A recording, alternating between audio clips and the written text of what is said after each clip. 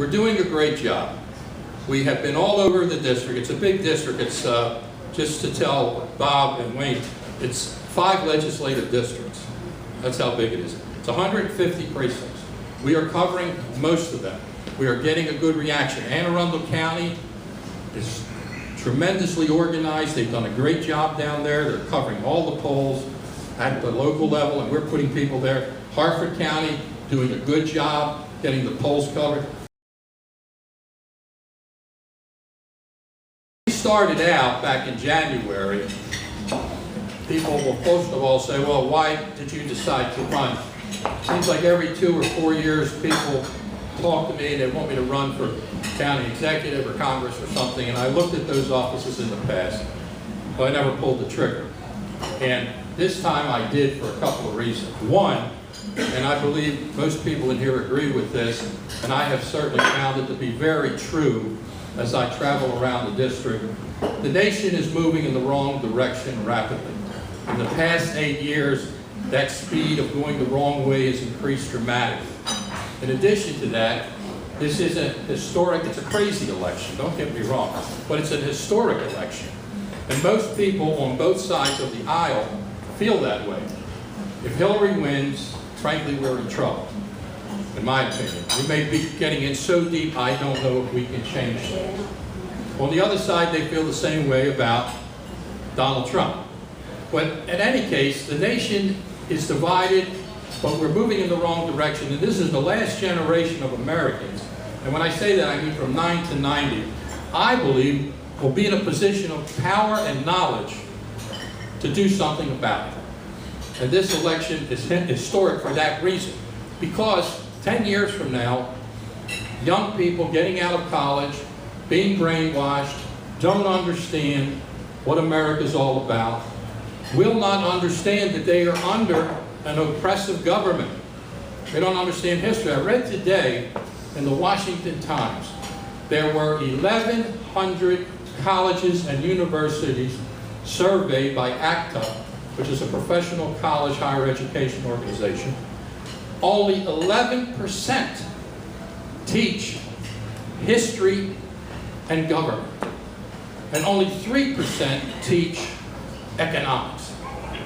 Now this is pretty amazing, while at the same time, left-wing politically correct professors are brainwashing them about how to hate America, and they have no basis in understanding on why you should love America.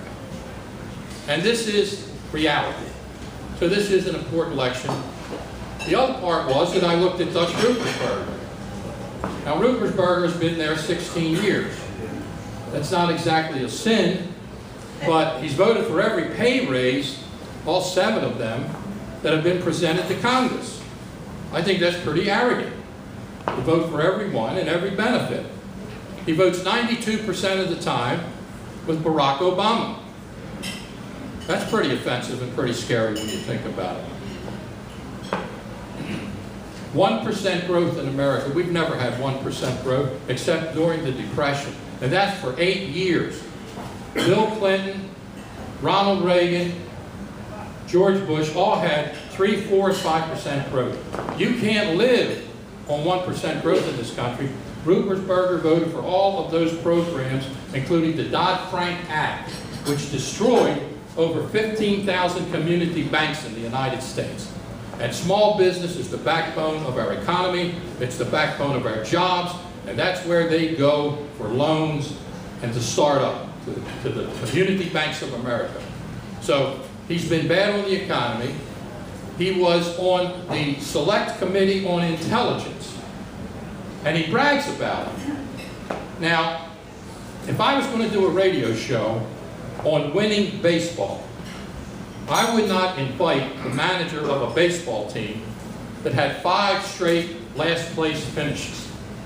Every time there is some kind of incident in Baltimore, the media invites Dutch Ruppersberger as the expert on terrorism. Let me give you some names you might be familiar with.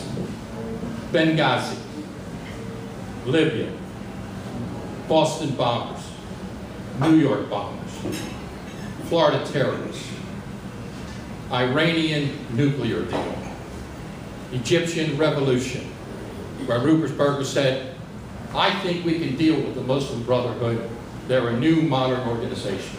And we have that on our website, patmcdonoughforcongress.com. You can hear him saying that on WBAL.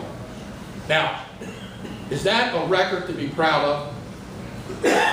That's his record. He owns that.